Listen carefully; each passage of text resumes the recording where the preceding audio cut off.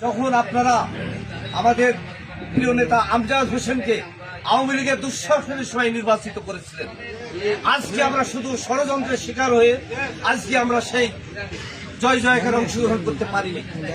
এখন আমাদের চিহ্নিত করতে হবে আমার নির্বাচনের চিফ এজেন্ট এবং থানাবের উপজেলা বিএনপির সাধারণ সম্পাদক আসাদুজ্জামান বাবলু বললেন যে কি কারণে আমরা হতে পারি ব্যাখ্যা। আমি এর মধ্যে সংক্ষেপে দু একটি কথা বলবো।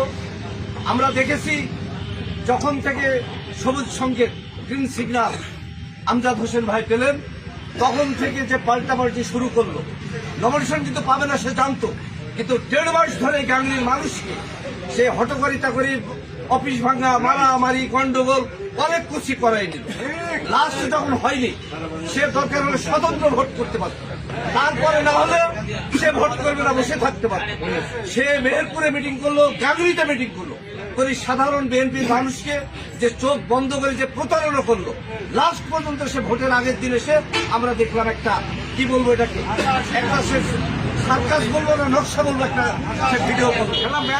তারপরে ভোটের আগের দিন কি করলো, প্রত্যেকটা ইউনিয়ন গ্রামের মানুষ আপনারা আমরা যারা ভোটের মাঠে ছিলাম আমরা বুঝতে পেরেছি। কাজে এর জবাব আমি বলবো আমাদের প্রিয় নেতা আমজাদ হোসেন ভাইকে, এবং আমার আসাদুজ্জামান বাবলু বললেন কেন্দ্রকে বলা আছে, কেন্দ্রকে বলে প্রথম তাদের টার্গেট হচ্ছে যে দুই প্রার্থীকে ফেল করে ওই কমিটি নিয়ে তারা এমপিত্ব করে 3 উপজেলার এমপি হয়ে এই রাজত্ব কায়েম করবে। আমরা বলতে চাই প্রথমে এই কমিটি ভাঙতে হবে, তারপরে শ্রেষ্ঠ কমিটির মাধ্যমে এই বিএনপি চলবে। এবং আমজাদ ভাইকে সামনে নিয়ে আমরা যারা ভোট করেছি সবাই মিলে আগামী রাজনীতি করবো ইনশাল্লাহ। সবাইকে ধন্যবাদ দিয়ে আমি আমার কথা শেষ করছি। সবাই ঐক্যবদ্ধ থাকবেন।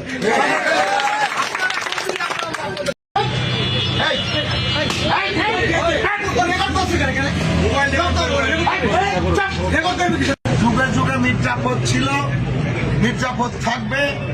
সেই মির্জাফরদের কারণে আমরা আজকে গণনায় ভোটে ঠকে গেছি।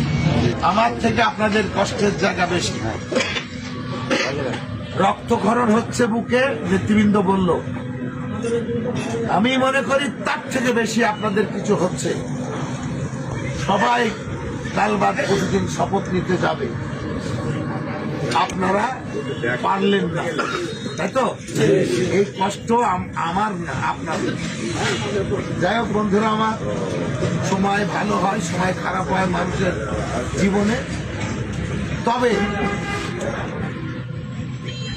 আপনাদের প্রতি উদাত্ত আহ্বান রাখতে চাই, হতাশার পেছনে জামাত এই সিট 8,000 ভোটের ব্যবধানে জিতেছে, তাই তো? বহু ষড়যন্ত্র, যেটা আমাদের নেতৃবৃন্দ বলছে, আমিও বলছি, বহু ষড়যন্ত্রের কারণে মোকাবেলা করে আপনারা এই পর্যন্ত এনেছেন। অতএব যারা যে ষড়যন্ত্রের মাধ্যমে এই কাজগুলা করেছে তারা আর কেউ নয়, বিএনপির ক্ষমতা লোভে না, তারা নাকি আমরা ফেল করলে মেহেরপুর ডিস্ট্রিক্টের 3 উপজেলার এমপি হয়ে কর্তৃত্ব করে চালাবে। আশা থাকা ভালো, নিরাশ হওয়া খারাপ নাকি? আপনাদের তো ফেল করার পরে মেলা আশা মুখে রাখতে হবে না? হবে তো? হবে তো? দল ক্ষমতায় গেছে না যায়নি? তেল যদি করেনি, করেই থাকে, তাহলে ক্ষমতার কাছাকাছি অবস্থান যারা বিরোধিতা করলো তারা থাকবেন, আপনারা থাকবেন, আপনারা থাকবেন। যে মানুষটিকে এই ষড়যন্ত্র করে ফেল করানো হয়েছে সে তো সেই ক্ষমতার পাশাপাশি থাকবে, তার জায়গায় থাকবে। সময় হলো বলে দেবে কোন অবস্থানে আপনারা যাবেন। আওয়ামী লীগের সময় বেশি ছিলেন না? ছিলেন তো? এখনো অনেক ভালো অবস্থায় বেশি থাকবেন। সরকার এবার অনেক আইটেমের ব্যবস্থা করছে। আইটেম বলে আবার মানুষ মনে করবে যে খাওয়ার মধ্যে না, মন্ত্রী পরিষদের পাশাপাশি আরো ব্যবস্থাপনা বিন্যাস থাকবে ইনশাল্লাহ। আমার বিশ্বাস আপনারা একটা না একটা জায়গায় পাবেন। বিভাগে আমাদের ধস নিউজে বেশি যে চক্রটা মিল্টন মিয়া, ওই কুন্ডু মিয়া, তারপরে হলো আমার মোল্লা, আমার আইজুল বাড়ি, হেলাল, বকুল, এই চক্রটা এই কাজটা করেছে।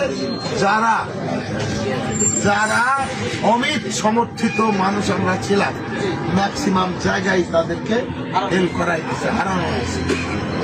এখন আবার চেষ্টা চলছে অমিত কেন এই পাশ করাতে পারল না, ব্যর্থতার দায় তাদের, তার এইসব চক্রান্ত অতদূর আপনাদের শোনারও দরকার নাই, বুঝেও পারবেন না।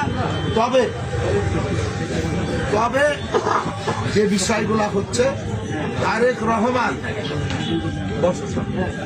রহমান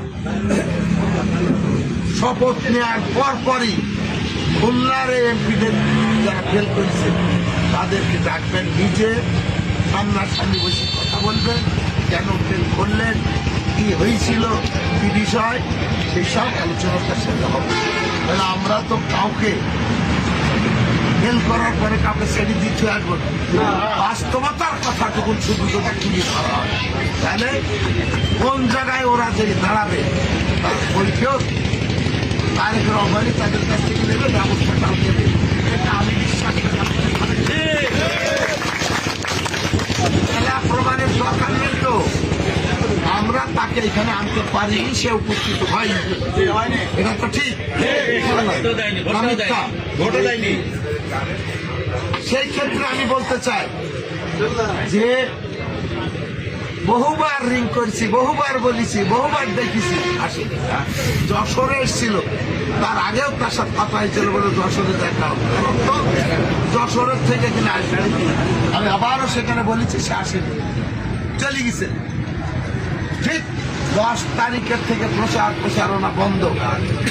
10 তারিখ সকাল 7টার সময় থেকে প্রচারণা নিয়মের মধ্যে বন্ধ হয়ে যায়।